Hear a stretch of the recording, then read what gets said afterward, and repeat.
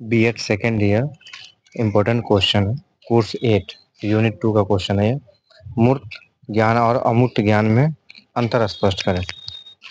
लगभग हम लोग 15 पॉइंट के आसपास देखे हैं कि मूर्त ज्ञान और अमूर्त ज्ञान में क्या क्या डिफरेंस होता है। शॉर्ट क्वेश्चन है, प्रीवियस ईयर क्वेश्चन पूछा हुआ क्वेश्चन।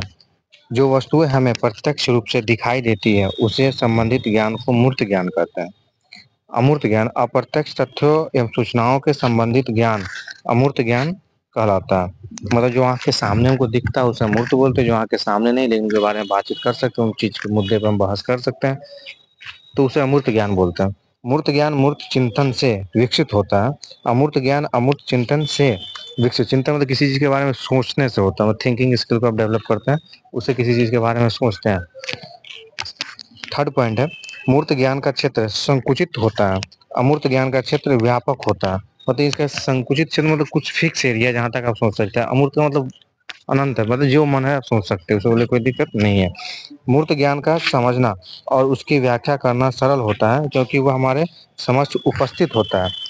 अमूर्त ज्ञान का समझना समझना एवं उसकी व्याख्या करना जटिल होता है क्योंकि वह हमारे समक्ष उपस्थित नहीं होता है।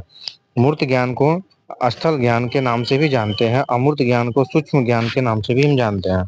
6 पॉइंट है, छोटी कक्षाओं में मूर्त ज्ञान दिया जाता है, उच्च स्तरों में कक्षाओं में अमूर्त ज्ञान दिया जाता है। मूर्त ज्ञान को हम अपने ज्ञानेंद्रियों के द्वारा प्राप्त कर सकते हैं, अमूर्त ज्ञान को उच्च मानसिक अवस्था में ही प्राप्त किया जा सकता है। एक छोटे बच्चे को अगर हम लोग बोले सोचने के लिए न्यूटन्स लॉ क्या होता है, वो सोच पाएगा? वैसे नहीं सोच पाएगा। उसको क्या छोटे छोटे इमेज बना करके उसको देंगे ताकि क्या होता है, उस इमेज के बारे में देख के वो काल्पनिक चीज सोचे। मतलब उसके सामने तथ्य होना चाहिए, तब जाके बच्चा क्या हो समझ पाएगा। छोटे बच्चे के लिए, बड़े बच्चे को लिए क्या क्लास 10th हो 11th हो या 12th, उसको अगर किसी चीज के बारे में बोलते थे कि वो सोच सकता है थोड़ी देर के लिए, अगर हम बता दे तो थोड़ी देर के लिए वो बता सकता है उस चीज को। तो ये डिफरेंस होता है छोटे बच्चे और बड़े बच्चे में। ये बोलना चाहिए कि मूर्त ज्ञान हम लोग क्या छोटे बच्चों को दिया जाता है, अमूर्त ज्ञान बड़े बच्चे जो बड़े यूनिवर्सिटी में चले जाए या किस कोर्स कर रहे हैं 11th 12th उनको हम दे सकते हैं। 8 पॉइंट है, मूर्त ज्ञान का संबंध भौतिक जगत से होता है, अमूर्त ज्ञान का संबंध मानसिक जगत से होता है। मूर्त ज्ञान से बालक में बुद्धि एवं कल्पना शक्ति पर कोई प्रभाव नहीं पड़ता है। अमूर्त ज्ञान से बालक के बुद्धि और कल्पना शक्ति पर विकास शक्ति का विकास होता है। मूर्त ज्ञान प्रत्यक्ष वस्तु पर आधारित होता है, अमूर्त ज्ञान अप्रत्यक्ष वस्तु पर आधारित होता है। मूर्त ज्ञान अवलोकन तथा समानवीकरण की प्रक्रिया पर आधारित होता है, अमूर्त ज्ञान चिंतन पर आधारित है।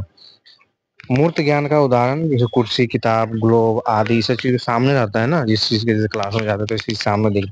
अमूर्त ज्ञान का उदाहरण जैसे दया, ईमानदारी, नैतिकता आदि। दया कितना किया नहीं किया पता चलेगा आपको, नहीं चला। अच्छा कितना अच्छा है कितना खराब नहीं पता, मतलब इस चीज के बारे में सिर्फ सोच सकते हैं, मतलब सामने नहीं आ सकता। ये पॉइंट था, ये शॉर्ट क्वेश्चन था। मूर्त क्या होता है, अमूर्त ज्ञान में क्या अंतर है। थैंक्स।